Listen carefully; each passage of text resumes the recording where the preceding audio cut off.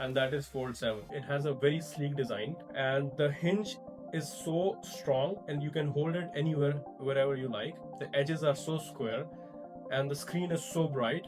It has incredible amount of upgrades that anyone was asking for in this lineup. Samsung has really made a no compromise fold phone. Alright guys, let's talk about the design. This phone is only 4.2mm thin when it is unfolded, and it is only 8.9mm thick when it is folded.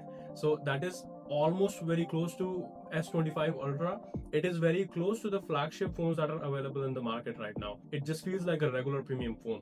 So the camera bump is definitely thicker this time, and it makes sense because firstly, the phone is so thin, and secondly, they have tried to put a flagship camera system into a fold phone, but it's still not on par with their flagship phone. But this is the best we have ever seen in a folding phone. The hinge design is more refined with smoother, snappier, and more satisfying open and close motion. Even after the big improvements and thinness of the phone is very durable. If you have seen Jerry Rig Everything's video, in his video he couldn't break the phone, thanks in part to the titanium plating that's been used in these phones. And for the long-term durability, the phone is rated for 500,000 folds, so you're good for long run. And also Samsung promises 7 years of software support, so you're good.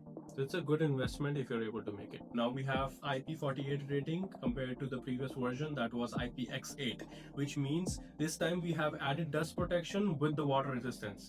But just don't throw it in a bucket of dust to test it out. The main cover display and the back use the cutting edge Corning Gorilla Glass Victus Ceramic 2. And inside, it's the same old ultra thin glass that comes with a plastic film pre-applied.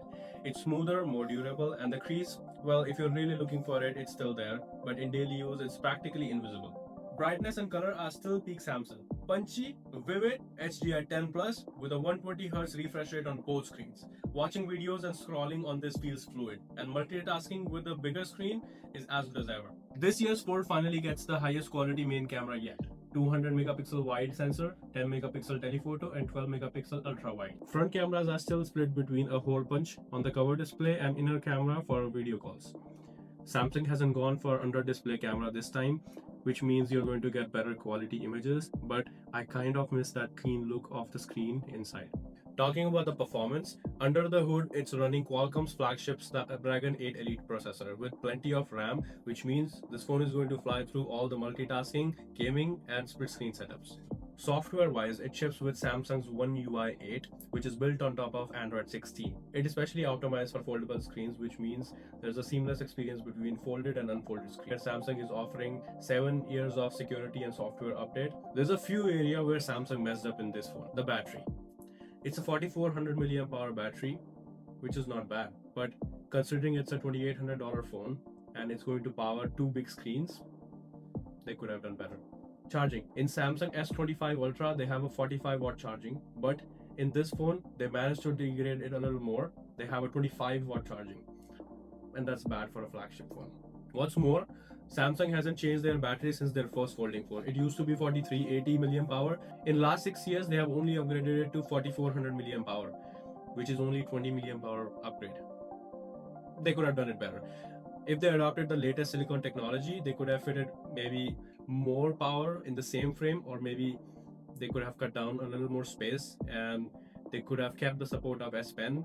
Which brings me to Samsung S Pen. It feels like Samsung is moving away from their S Pen support altogether, because they recently removed S Pen Bluetooth support from S25 Ultra, and from Fold 7 they removed the S Pen support altogether. All in all, Samsung Galaxy Z Fold 7 is a massive leap from Fold 6. It fixes the design, it nails the cover display, and it gets the camera that competes with flagship phones, and it gets thinner and lighter in the process.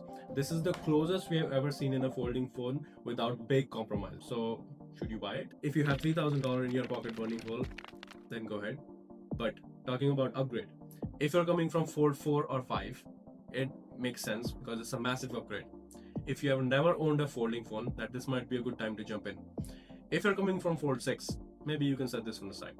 Either way, Samsung has finally built a folding phone that don't just compete with the regular flagship phone, but it can replace one. Alright guys, thank you so much for watching this video. Make sure you subscribe to the channel, and if you feel magnanimous, leave a like.